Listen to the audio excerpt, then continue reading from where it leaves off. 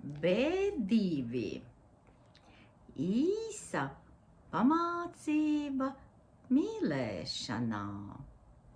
Režisors Imants Krenbergs. Mūzikas autors Raimonds Pauls. Latvijā 1982. gadā. Bagāta saimnieka dēlam Jānim ir laiks precēties, bet vecāku noskatīta līgava viņam nepatīk. Jānis vēlas dzīvesbiedri, kas pie viņā ietu mīlestības, nevis ka cita dēļ.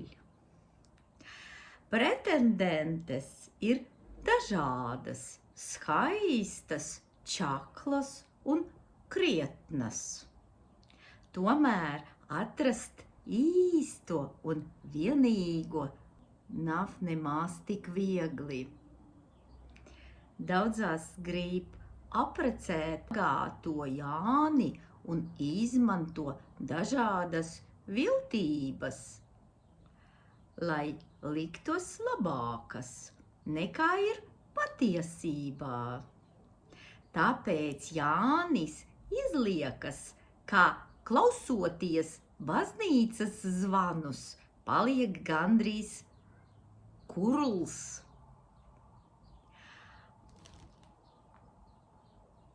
Tagad viņš meitu mājās dzird arī to, kas viņam nemaz nav jādzird. Anne izrādās ir slinka, Rozāle kaprīza, bet Alīda slepī, ka viņa ir mīļākais. Viņam interesē tikai Jaņa manta. Vienīgi Ilze uztraucās, ka slimnieku varētu izārstēt. Mākslas filma Īsa pamācība mīlēšanā sižeta pamatā ir Rudolfa Blaumaņa stāsti. Tuvākajā laikā veidos arī filmas otru daļu. Tajā būs redzams, kas ir filmas varoņiem noticis pēc 25 gadiem.